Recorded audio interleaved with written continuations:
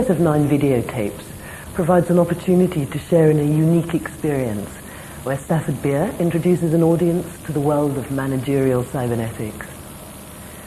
The event took place over 5 days in July 1994 at the Falcondale Hotel near Lampeter in Mid Wales. It was organised by the Liverpool Business School at John Moores University, where Stafford is Honorary Professor in Organisational Transformation and a Senior Fellow. The aim was to provide a video learning resource by recording discussions between Stafford and an audience that had little or no previous knowledge of the subject. Over the course of the event, Stafford explains the development of the subject from the initial scientific discovery of cybernetics. Through his own development of managerial cybernetics, he introduces the tools and models that he has created to offer an alternative approach to conventional management practice.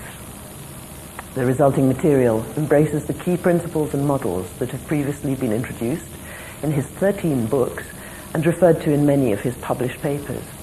This is the first learning resource where all these have been brought together in one integrated way. Managerial cybernetics continues to be the only available scientific and coherent account of effective managerial practice. Stafford provides numerous anecdotes, applications and insights from the perspective of practitioner, manager and scientist.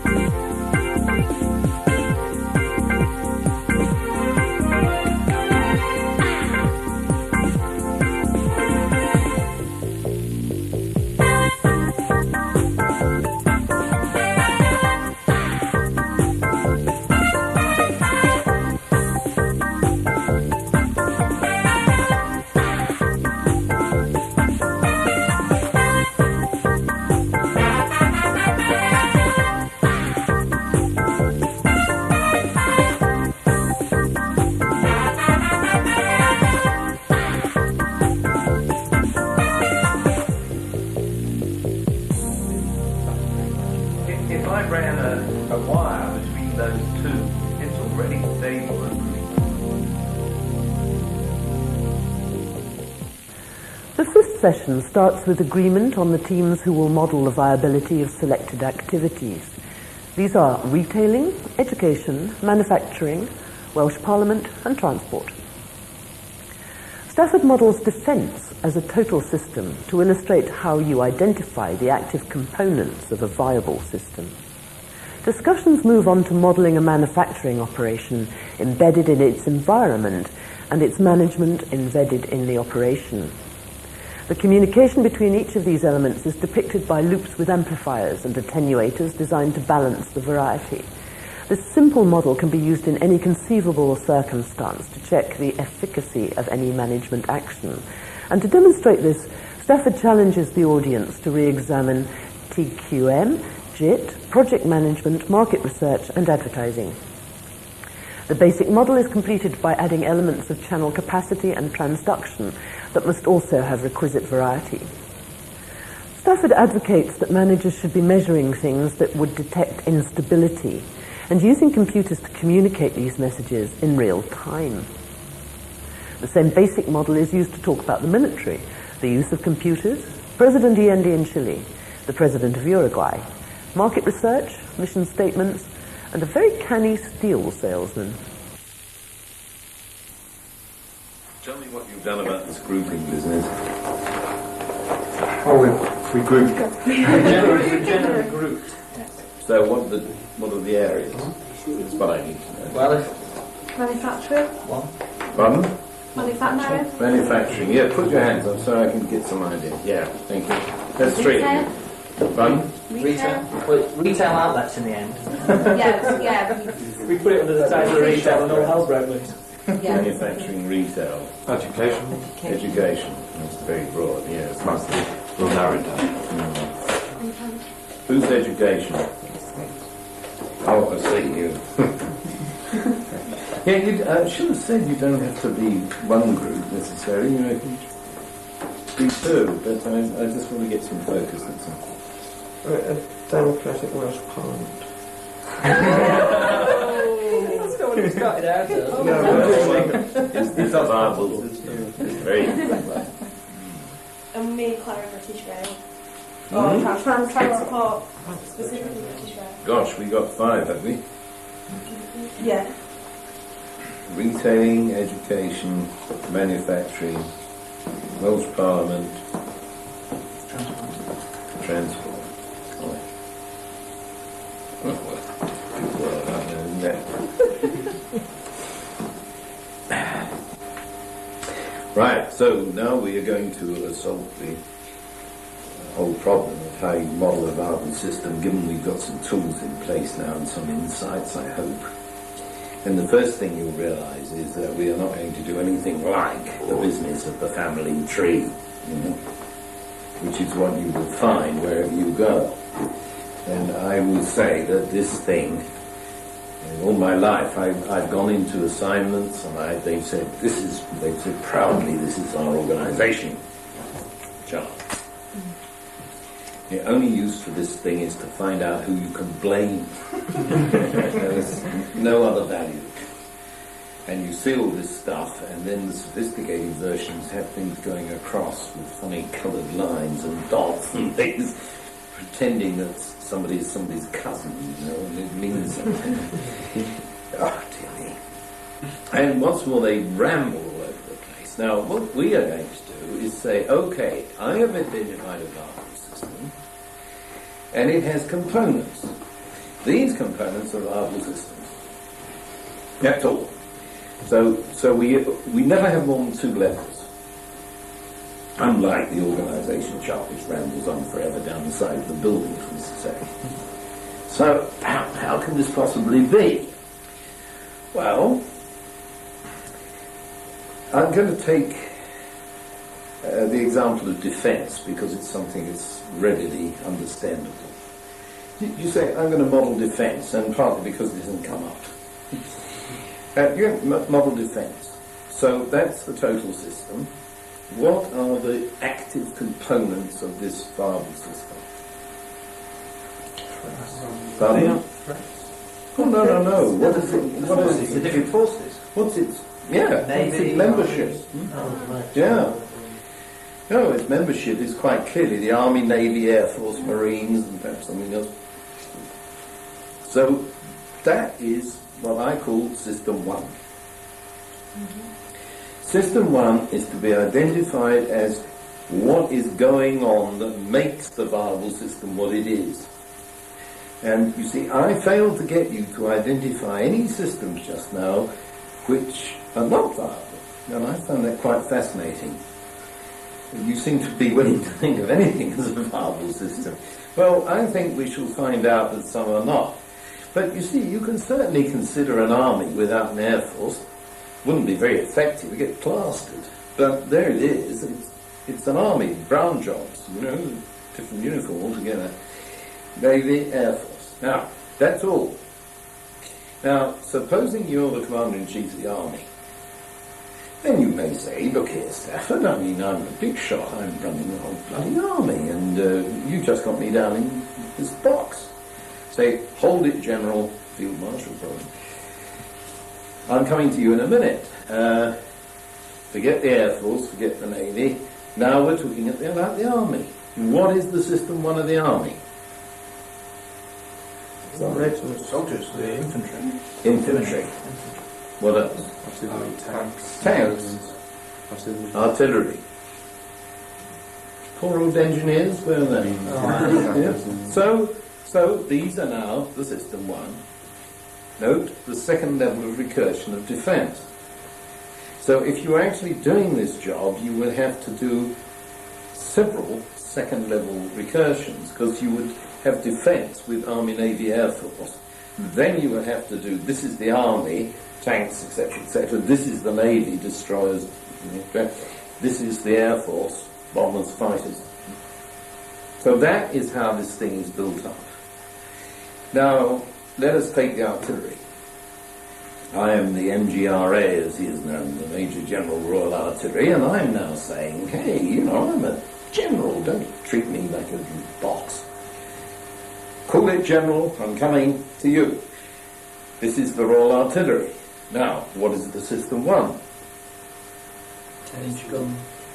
Mauser. Very close. Field artillery, anti-aircraft, heavy artillery, mountain artillery. So you go on. And you will go on in these paired Bible systems until you hit the deck, which is bound to be actual people, because it always is, which is interesting. We're talking about organisations. You don't have organisations and computers. You have organisations that end up with people. So, in the case of, let's take the infantry, which you mentioned, you are coming down this line and you come to a regiment and the components of the regiment, and then, what are they?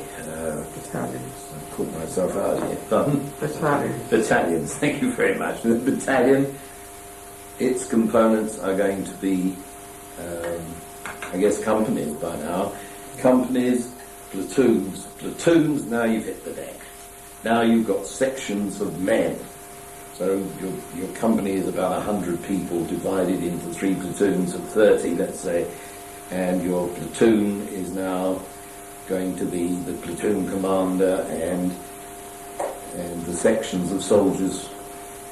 So that's how it works. So it's always in pairs, and now you see the importance of the notion of recursion, because you've got the same model all the way through.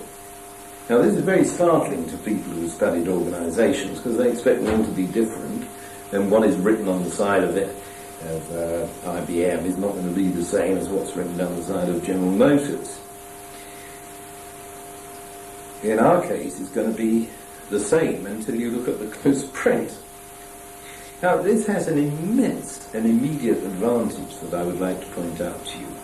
You take trying to institute change in an organisation, and we've had in our lifetime some enormously universal example of that with the introduction of computers and automation.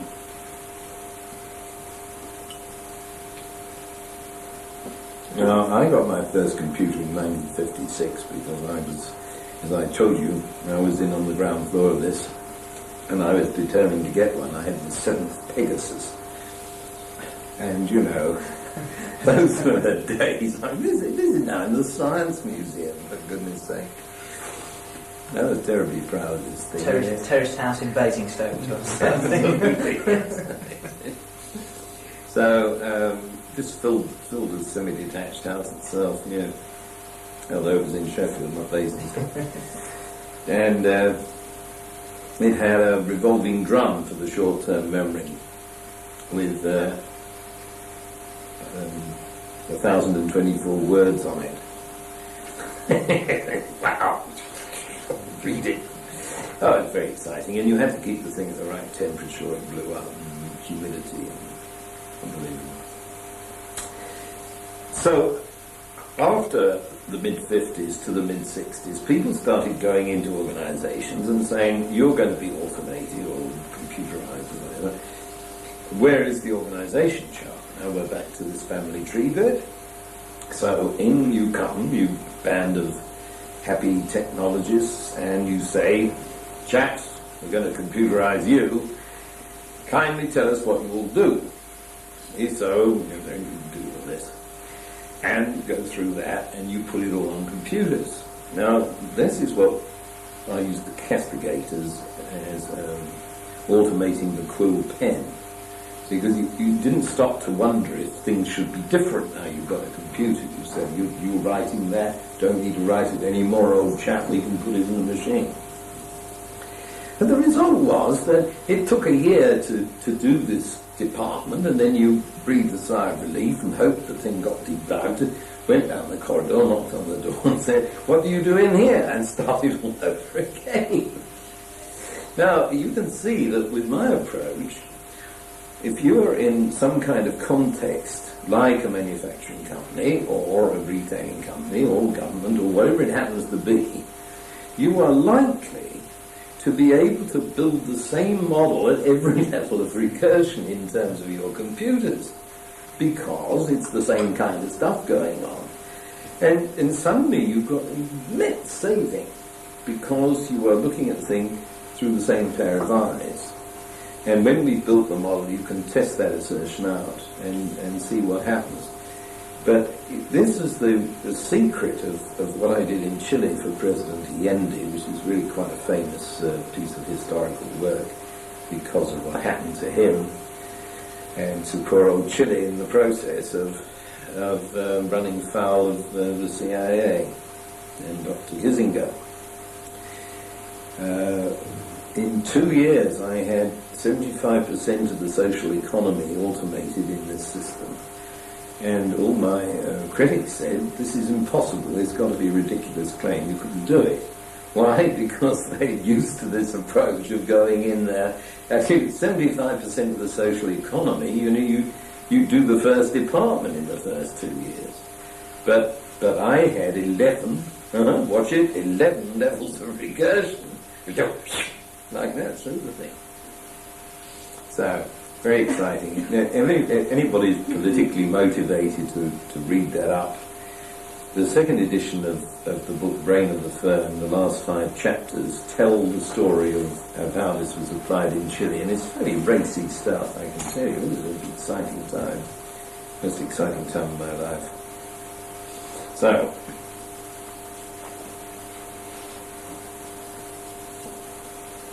the notion of recursion, the notion of 2 stages at one go, is clear? Now, what are you going to do? What is that? That is the situation. Why does it look like it looks? Because, as we've already said, we find it very hard to understand the boundaries of a system, and we are wise to think carefully about just what we're including or just what we're not including. So I always draw this rather amorphous shape, I call it an amoeba, to remind ourselves that we're not sure where this is. What we're much more sure of is that embedded in this is a circle, and so I draw that as a proper circle, which is the process that you are managing. This is what you think you're running. You think you're running this if you correctly identified it, and I really softened that up yesterday, didn't I? So don't be naive about it. That's what you think you're running. And embedded in that is the square, which is the management.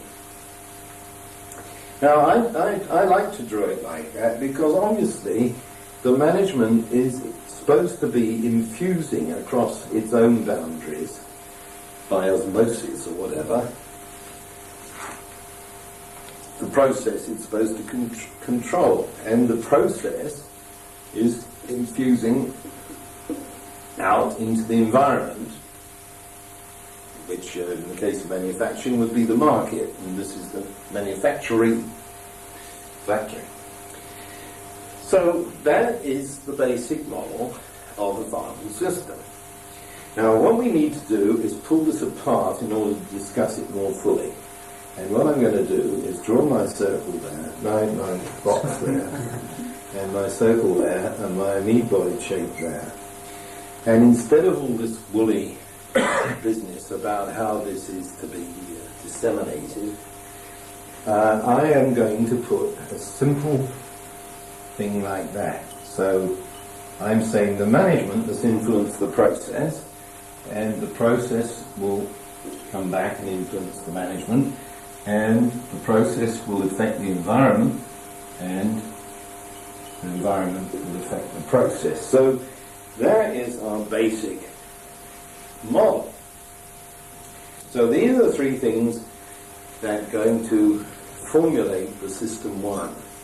So, going back, if this is the whole thing we're dealing with is defence, now that's the Army, that is also the Navy, that is also the Air Force. It looks like that. Now, what can we say about this? Now, I've tried very hard to rattle you about the question of variety. And there's a hell of a lot of variety milling around there, which I've reduced to 4 arrows. Now, can we think of anything to say about that variety that's depicted flowing on those 4 arrows?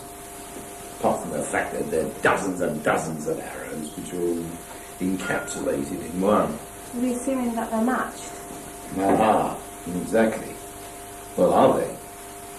No, but is that what we're to assume because there is one of each?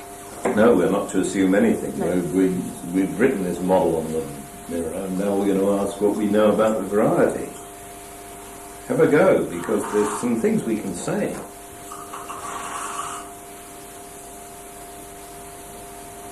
What goes into something as square? Very true, yes, but that's not what I'm after. Now, do you remember I was saying to you that it's frightening to think you've got to measure all these possible states, but you probably don't have to, because do you remember the example of who does this coat fit? Mm-hmm. Now, if you think in those terms of relative variety, who has the bigger variety, the management box or the process? Process. Obviously, isn't it? Obviously. The management isn't going to note that you on machine number 6 have blue eyes. Although you have. No, you haven't. Sorry. No offence. The management, I mean, all those details are in place and constitute part of the variety, which may or may not be important. For instance, eyes suddenly become important if you start flashing welding guns, what do you call it, oxyacetylene around. So you never know what's going to be relevant, but what you do know for sure is that the variety of the process is greater than the variety of the management. Now then, requisite variety, problems. And what about the relationship between the process and the environment? The environment's more complex. Obviously, again, quite obviously. So without actually measuring anything, we know fine that this is the inequality we're dealing with. There's a big V there, and a smaller V there, and a very small V there, and the mathematical symbolism for this is that this is very much smaller than that, and this is very much smaller than that. And that is the mathematical inequality that we have to deal with.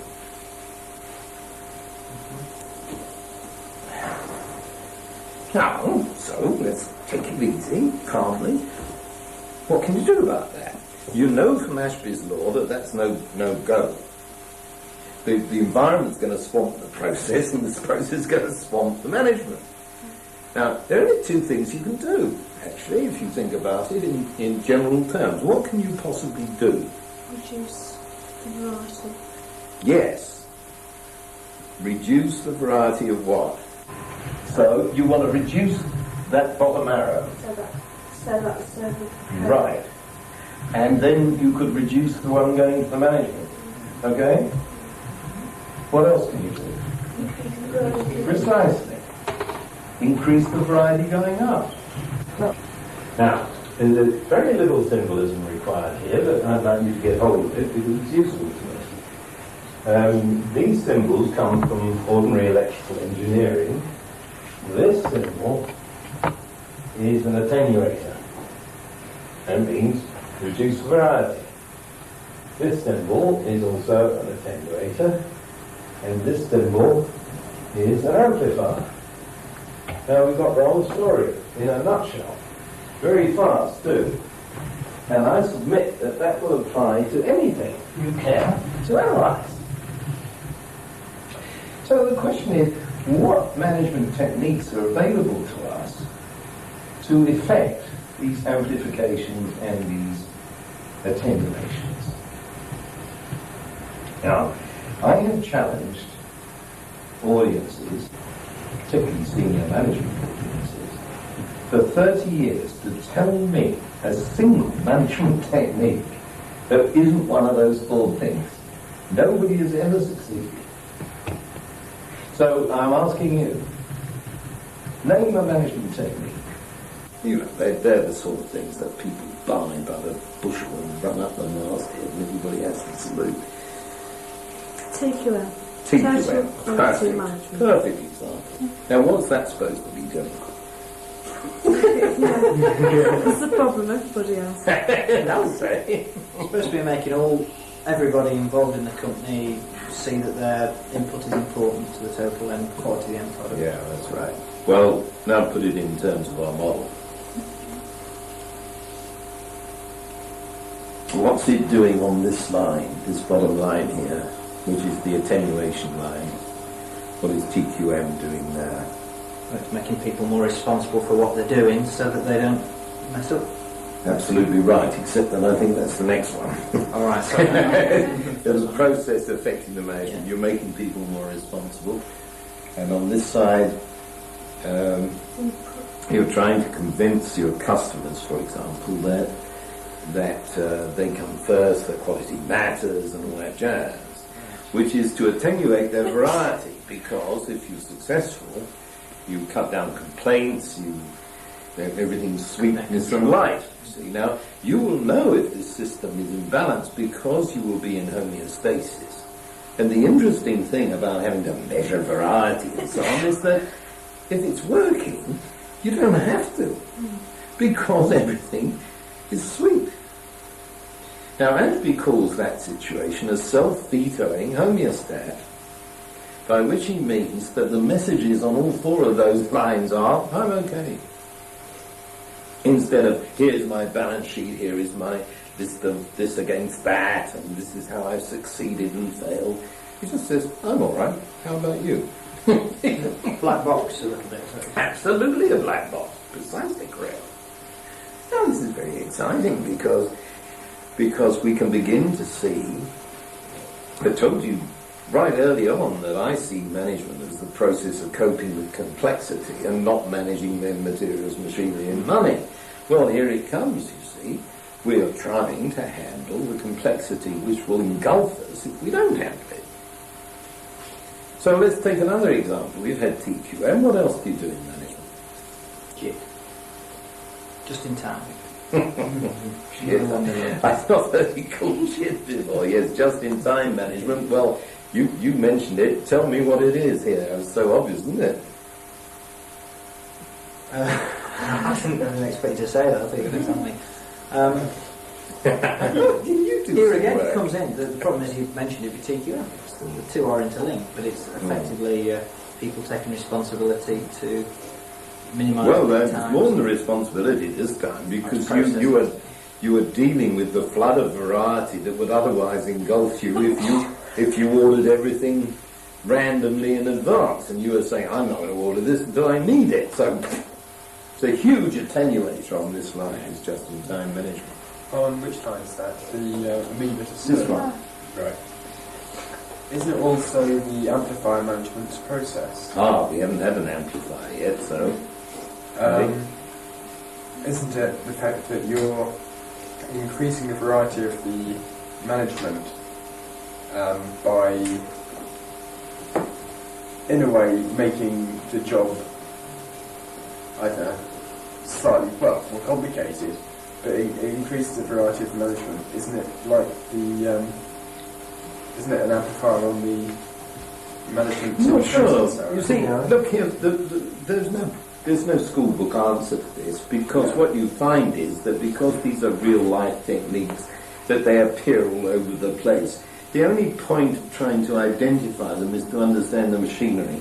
Now, I don't think that just-in-time management is usefully described on the amplifier loops. I think it's very much about cutting down the variety of all the capital investment and hoo-ha-ha that's involved in the purchasing system. I'm talking now, of course, about the manufacturing company. We have to bear in mind our other things as well. But I don't think schools work just in time management, except the whole thing is just in time.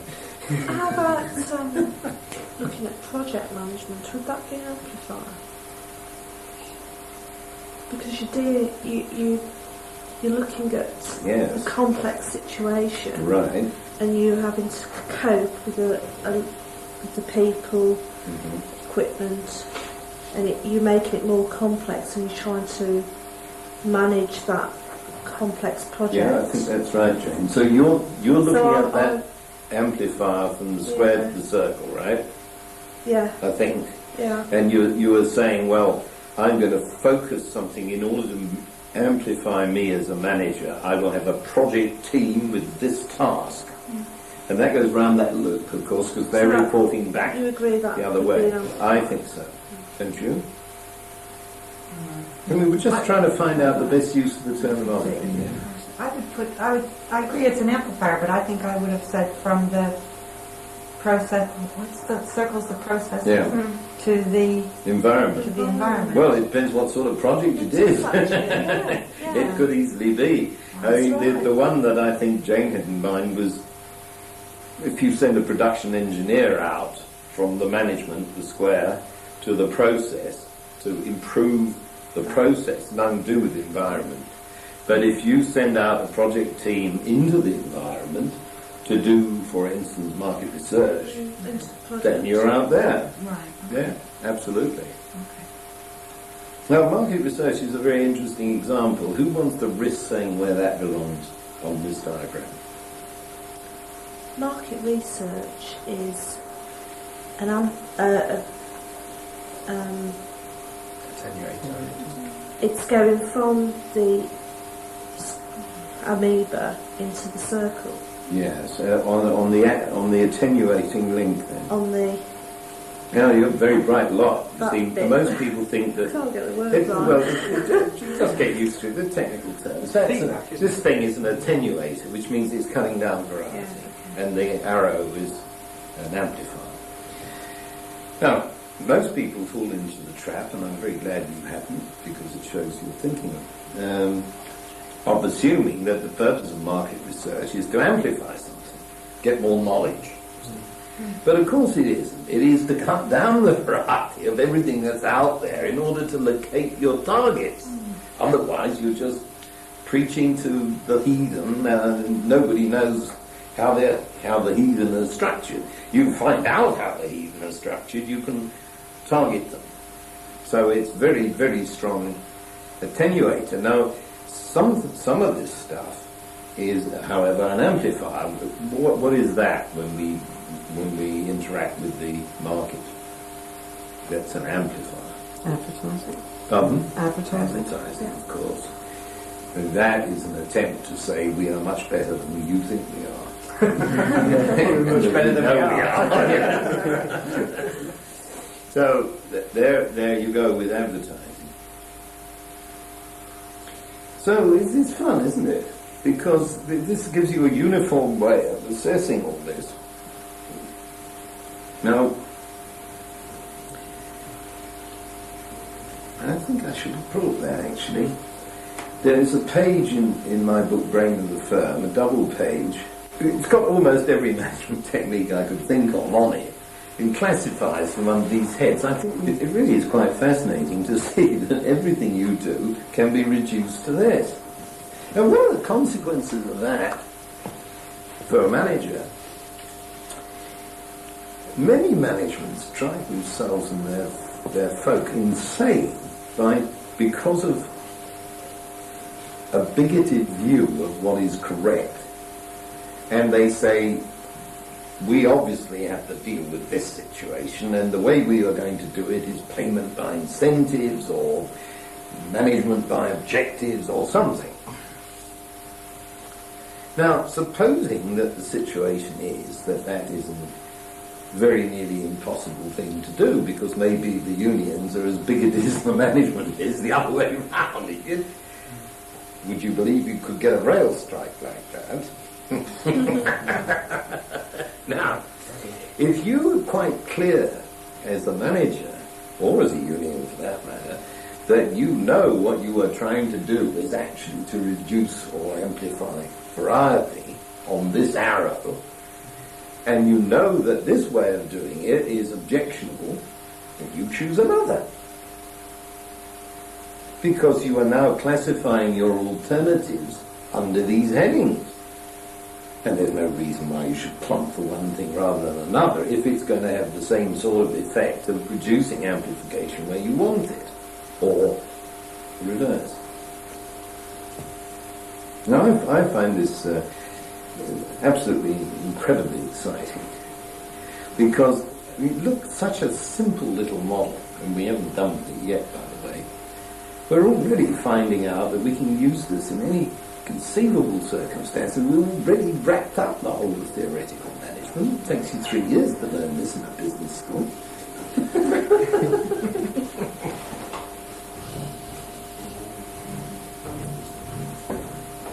Now, so much for formal techniques, but suppose you just want to do something. You wake up in the morning and you say, why don't I do this? Now you analyse that by this chart and say that just a minute, that sounds like a good idea, but what am I actually doing, and how am I disrupting the homeostasis? Wow, you may decide you better think again. So you see that what I'm really trying to say about homeostasis is that, think of the self-vetoing homeostat, that most things run themselves if they're left alone. And the idea of the manager as leaping around trying to control everything is not only silly but impossible, because he doesn't have requisite variety. And yet many managers have this image of themselves. Hitler did, you see, and look where it got him. He's trying to run everything. You can't do that. I mean, you can't do it. It's not that this is whether it's a good idea or not. It's not possible. So you mess around with your generals. Churchill was maybe bad, of course, messing around with the generals who are supposed to be running the thing. Yeah. What I'm saying then is that the variety balance of homeostasis will take care of most things, and the manager's real job is to put the fine-tuning on, depending on his perception of the system he thinks he's controlling. Basically, the variety will absorb itself. And this is nowhere more obvious than in the gross case of a manufacturing company. There's the management, the manufacturing is going on in the circle, it is in tune with its environment. Now, what is going to happen on that loop? Somebody says, this is too expensive. So the orders start drying up. So you say, our market's being attenuated. Why is this? Oh, relax the price structure and see what happens. The amplifying message goes out saying, well, there's more than one way of skinning a cat, fellows. You can have a different bunch of tricks to pay for this, like installment plans or something like that, and suddenly the thing comes back again into balance. So the messages you're going to get, the messages you should be screening for, are the messages that tell you that the self-vetoing homeostat is getting unstable. Now that has all sorts of consequences. Once you can see that that's the point, it has all sorts of consequences in the way you organise your information system. Now, I was trying to argue earlier that people have computerised the quill pen. What we should be thinking is, now I've got this extraordinarily powerful tool called the computer, how do I rethink the process of managing, given that I have this capability? And you don't end up with anything like what you used to do. Why should you? The limits on what you used to do were the limits imposed by how much a person could write with a quill pen in a given amount of time. That's irrelevant now. So what is the thing you want to do with your information? What you want to do is monitor these homeostats. Now, if you're going to do that, you better do it in real time. Why not? We have all the technology to do that, but again, we have copied the old thing. So we use all these computers and end up saying, here on the second Tuesday of this month, we are proud to present the results for last month. And that's a big update on what it used to be. It used to be 2 months out of date, now it's only a month out of date. Oh, great. Now, what can you do with these results? I mean, I've been on a large number of boards, and people come up with all these data and say, look, there it is. All you can do is cry into the beer and say, oh, God. The best you can do is to say, we better learn from this, fellows. Don't let's do that again. But sure as hell it's too late for the stuff that's already happened. Now then, you use real time, and you say, there's nothing to stop me finding out what's happening now over there, because I've got it all wound up. Now, what's the good of that? Because, you see, if instead of being the second Tuesday of the month, you were actually yesterday, that sounds good, it's a big improvement and all that, but you still can't do anything about yesterday. So what am I fishing for? Can anybody tell me? Feedback. Pardon? You want a very short feedback loop. Yes, I do, but for what reason? Response. I've been talking about whether you could do anything about it. You can find out when it's happening. Right. What can you look for that you could change before it's too late? One word covers it all, actually. Anybody think of a suitable word there? Adapters. Baptist? Adapters. Oh, I see. Very good. Close system. Yeah, can you also write what you can say it now? Now I'm asking you what you are measuring. The complexity. Yes, complexity, that's good. But there's something, I mean, it's complex anyway. What is it about the complexity? Very Exactly. What is it about the complexity that we're after in this circumstance? The variety. Just push it. Yeah, but we're talking about whether we can do anything about it. We're talking about this time delay. How complex it is. Yeah, but that's going to be there all the time. What is happening now? What can we measure now that means we can do something about it before it happens? I'm nearly giving it to you. It's the variation from your set conditions. Right, that's getting nearer it. Change. Change, good. Stability. Stability, phew, thank goodness. Actually, it's instability that you're trying to measure. And you're picking up something that says, hold it, fellas, this is going unstable. Now we've got a chance to do something. We can move in and say, hold it, that's getting unstable. Don't let it happen. Now, all my reporting systems within the Bible system theory are in real time aimed at that. To hell with history, pointless. You go in and you try and pick up instability before it gets damaging. Now, always this is possible in theory, you see, because something going along nicely, it doesn't normally just crash. It starts wobbling. You're after the wobble. Now, can we do that? Of course we can do it. The theories of mathematical statistics are immensely powerful.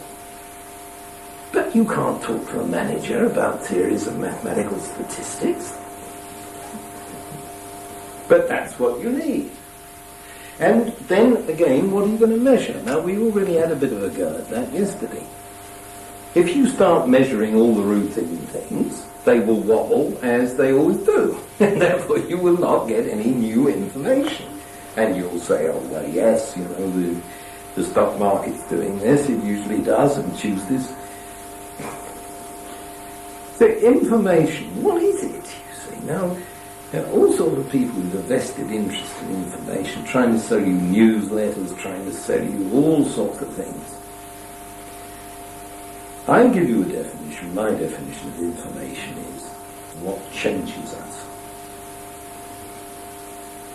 Up to then, the stuff is data. Data is useless until it's transmogrified into something that changes you.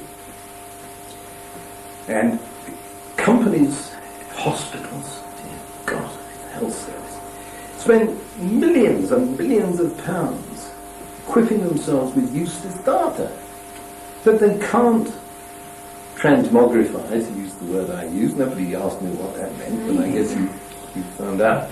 No. Just didn't ask. Convert will do, you know. It means to change the form of into action. And that's the only thing that matters a damn. The rest is post-mortems, crying into the beer, all this. You don't need it. So that's what I've always tried to set up, and I've always tried to find things you could measure that would give you some information. Now, all this, I mentioned vested interests here. You see, accountancy and economics have huge investment in saying, this is what we measure. The fact that it's no good to you is neither here nor there. We're going to measure it, and it's going to cost you an absolute fortune to do it. Now, I'd say, what can I measure that would detect instability? Now, I want to tell you a little anecdote here, which is a true one. All my other stories are true, unless I advertise that they're not.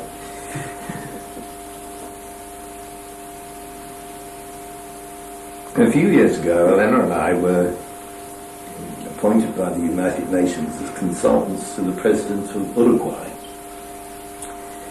This is a dear, delightful man, a lawyer. His name is Dr. Julio Sanguinetti. He's no longer president because now they're working on a constitutional basis, and he lasts a few years and is then replaced. He was replacing a military junta, which had been in there for 12 years and committed mayhem, and we had all these problems about amnesties. Everywhere you go, you get this problem in the third world of, if everybody in this room has had a loved one tortured and killed, the first thing you want to do is wreak vengeance on the bastards who did it. But, you see, the military is sitting there waiting to take over again at the drop of a hat. So you can't suddenly start trying all the generals and hanging them. It's an awfully difficult situation. I've seen this over and over again. Well, Sanguinetti was faced with that. But that's another story. What I was getting to is, what can you measure now? I look for things that I can pick up in real time that be token instability. And I was explaining this. I was in Sanguinetti's office explaining this to him, Elena by my side. And he said, well, I think I've got a pretty good team in the presidential office. I'd like you to look at this. And he went over and got a book. And he showed me this book. And he said, this isn't all out of date, Stafford. I mean, you can see it's, this is this week. And it shows the main indicators. Now, that's the word everybody uses, you see, the indicators. You know, the PE ratio in a business, the rate of foreign exchange, these kind of things in government. So I said, well, yes, this is very good.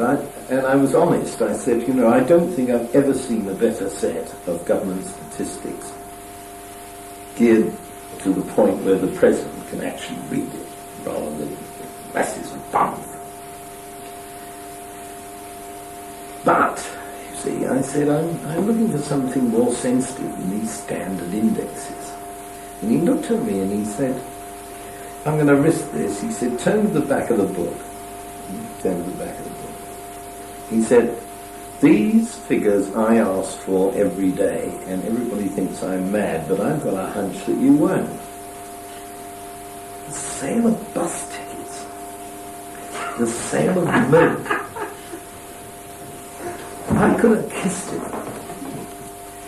I mean, this is exactly what I'm talking about. If the bus ticket sales fall off from the norm, it means that people aren't going to work.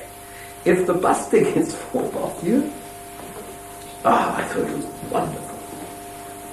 Now then, the conclusion of this story is I went again with the Leonard into his office one day, and he was more or less leaping around, waving newspapers. He said, "Have you seen the newspaper?" "Yes, we've seen the newspapers." Now, the newspapers said, I forget exactly how long he'd been in office, it might have been 9 months or a year, perhaps it was a year. The newspapers reviewing the year had discovered that his policies were working. So there are all the usual indicators. The no foreign exchange is better, the deficit is better, the trade gap is better, all this jazz.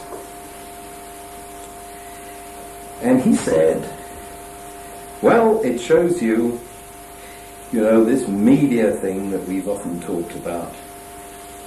He said, I knew that we were on the right course 9 months ago, and now they finally caught up and are telling the people that it's worked. And I said, yeah, well, that's the usual lag. But well done, Mr. President. And we were sort of drinking to that when Elena, who'd been thinking a bit in the background, said, excuse me, President, if you knew this 9 months ago, why didn't everybody else? And it can't just be that it hasn't seeped through the media. And he said, oh, I knew because of one of my special things in the back of the book. And he went and got it. What do you think it was? Consumption of electricity on a daily basis. After 3 months, it meant that everybody was getting back to work. And he said, I knew when I saw this huge thing that it's working. But nobody thinks it out for another. And he said to me, he said to us, you realise my government could have fallen a dozen times in the last 9 months because nobody knew this except me. Oh, these are very telling arguments, aren't they? See, what it means is you've got to change the whole style of management. This is why we don't get anywhere. Because you call in consultants and they do their thing and they paste over the cracks. And you've had some, obviously. I can see the smirk on your face.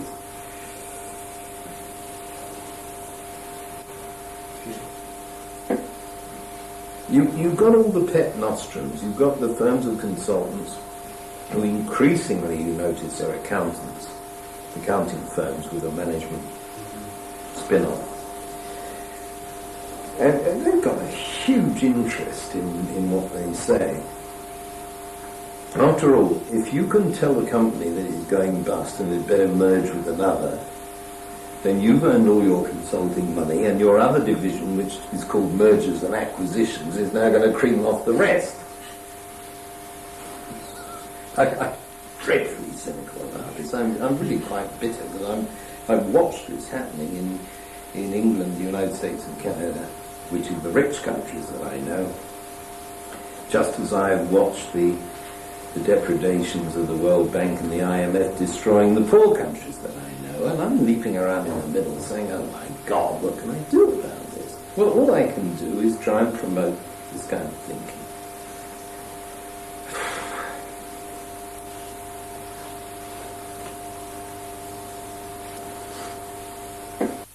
Now then, requisite variety. So far, the whole of this session is devoted to this very silly little diagram, and I hope I can convince you it's not so silly and not so little. We've already got a lot out of this. You wouldn't think there was much more, would you? But there is. So far, we have been talking about requisite variety in terms of the blocks of available variety in the square and the circle and the amoeba. Now, we've only considered the arrows as means of redistributing that basic variety. But now I want you to think about the arrow. That is called a channel. And as I said before, the single arrow sums up a whole lot of channels. Now, use Ashby's law to think about the channel itself, what you come up with.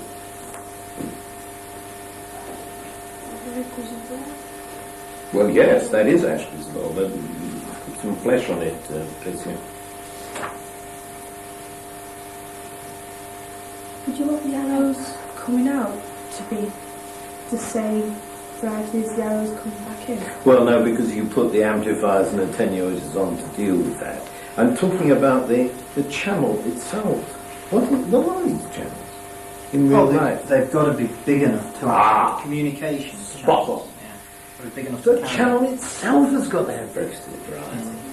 It's not enough to say, well, I've connected this to this, and somebody's waving a flag. He's got to have enough. Yeah, the word in information theory is channel capacity, and it's a perfect word. Why don't we use it? Now, an awful lot of things that go on, which are supposed to work, fail because they don't have channel capacity. You know the famous poem, not waving but drowning? You're just doing this. It's not enough. Haven't got enough channel capacity. Now, let's try and poke, I'm talking too much, poke around in that and see what you come up with about channel capacity itself. What about advertising? We mentioned that. Now, you take a page in the Times or somewhere, and you could practically write the Bible on this page, and you could say, this is very high variety channel. Do you think anybody's going to read it?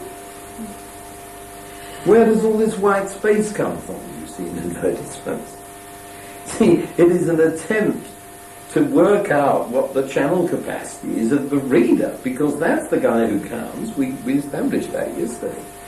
That the perceiver is who counts in these systems. It's not what you think you've done, but what the receiver gets.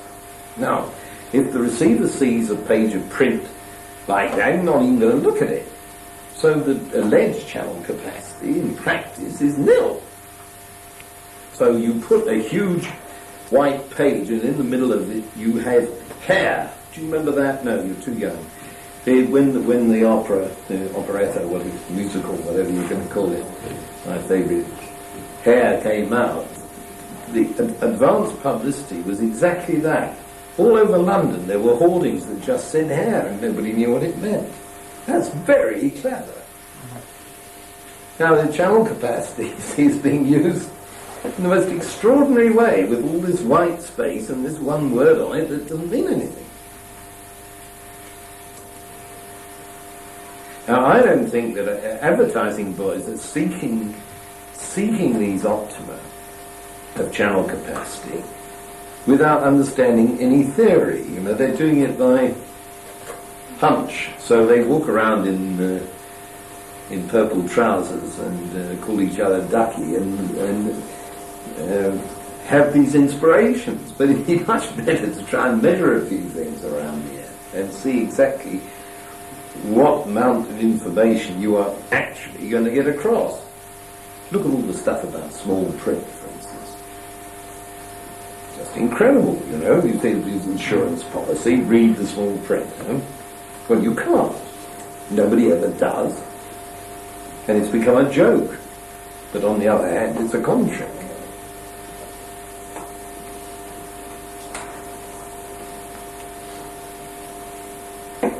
Come on, more about channel capacity. Look at the management end of this.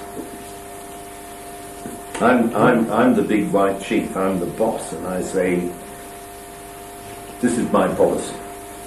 What happens to that? I mean, there's all the workforce in the circle out there. Memo. Memo, yes. I mean, it sums it up, doesn't it? That's not going to work, is it?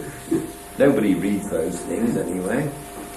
And what's more, it'll be put in the most gobbledygook, which managers think is impressive writing, and nobody can understand. People don't try and get these mission statements and I'm glad you mentioned that, Jane. Would you like to give us a disquisition about mission statements? well, I've seen a lot of companies and they're all into these mission statements, and I reckon you could write a book on just I think you might have 20 sort of statements, which most of them have chosen from. Oh well, I like that one. Yeah. Oh yes, That's right. I think that'll do. And then what happens is that they get these little cards, you know, these calling cards you get with your name on, which usually got the mission statements in the back, and you give these out. And then what happens is that these get printed out on all the notice boards, and everybody's supposed to read it. They even stand up and say, our mission is this, and people go, right. The manager goes, yes, our mission is this, you said it, and it goes, and then on the shop floor they're going, yeah, our mission is this, and What nobody's the sort of thing wiser. is this? Is it sort of like we shine it better? Or? Well, like Rover, we are committed to Excellent. giving a quality car, Becoming world class. become world world class supplier class. to You ran into this, Dave, obviously. to the benefit of our shareholders He's right. and employees. It's usually I've got one in my room if you want to see sentences. one. Yeah, you've got one on the car. They state the obvious. Right.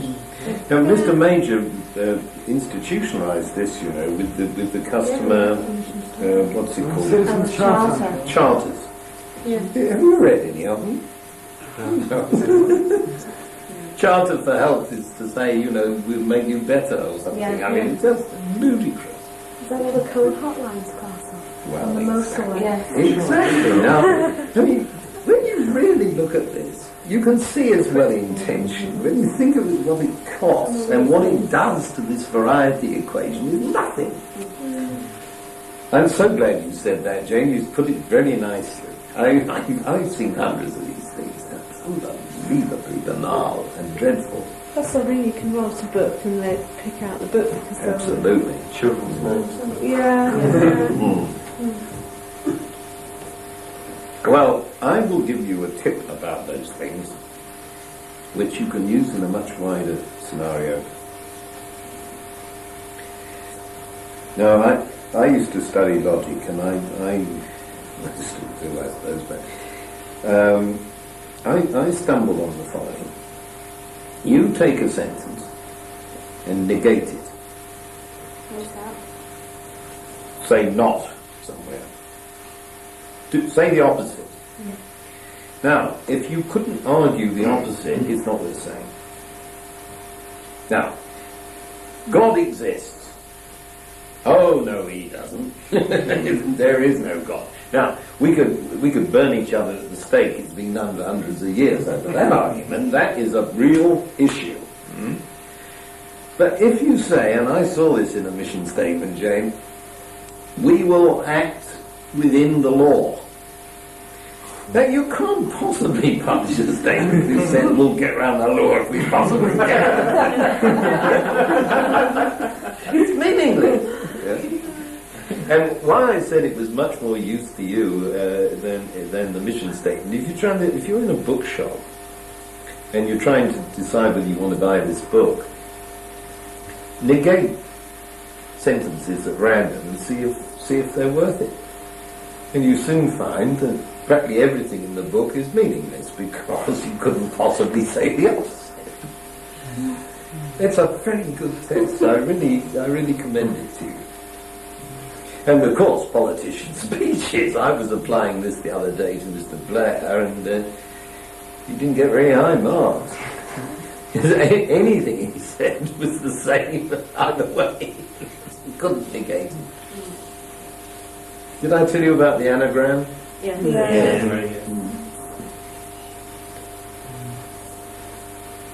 So, some of these methods, we were looking at let me remind you, we were looking at the variety on the channel. And people don't, in short, they don't analyse it, and do so yourselves, and ask yourselves whether this good intention of the management telling the workforce something actually worked. and whether the workforce's attempt to come back to the management actually works, because that's likely to be written off as, oh, they're belly aching again, and it has no content. I really had an extraordinary life in dealing with this management union clash. As I said to you yesterday, it's totally unnecessary as far as I've ever been in.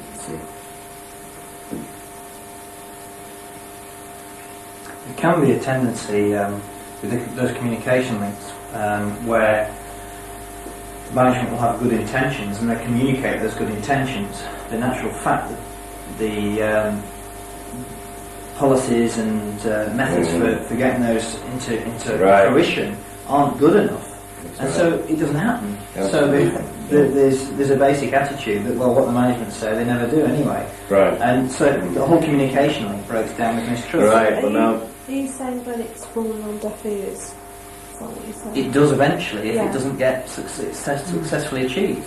Let's hope it's just a service again. You are discussing my next point before I've made it, you two. This is great. This is absolutely great. Can we just backpedal a minute and then I'll let you loose?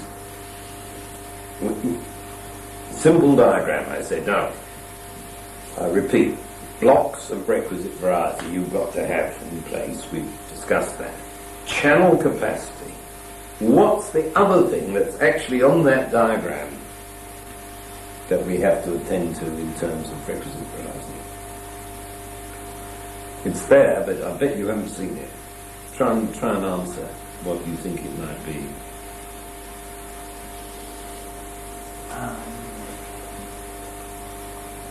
Is it the flow around, the direction of the... Well, you're getting nearer, Direction of the amplifier, perhaps. Well, no, the directions are on it.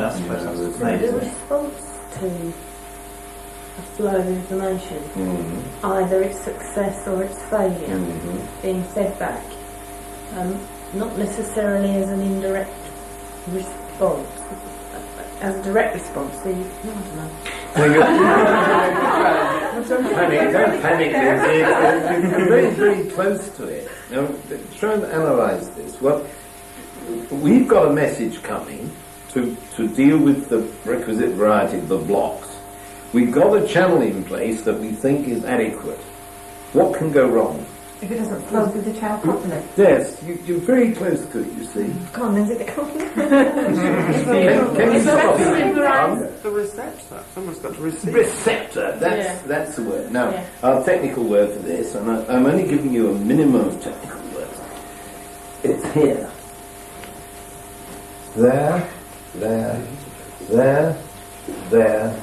What is happening at all those points?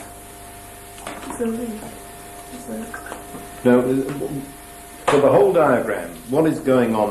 What characterises the thing? Transducer. It's a transducer, and that's the technical word. Well done. I can go home. Thanks, Lee. Transducer, Latin transducere, lead across. So wherever, what I was asking you is, what have they in common? These points I've marked, these 8 points. What is it? They're borders. They cross the boundary. Exactly, Kate. They cross the boundary. So wherever you cross the boundary, you have to have requisite variety. Right? If I'm Chinese and I understood everything, and I've got an enormous vocabulary, and I come and tell you the secret of the universe, and none of you speak Chinese, too bad. That's because there's no transducer. Now, you can get some of this stuff in place, and now you see why I said you're getting ahead of the story here, because both of you were talking about transduction, don't you? In the same way as if the president of, was it Uganda? No, it wasn't. That was close. Only the other side of the world. Interesting definition of close.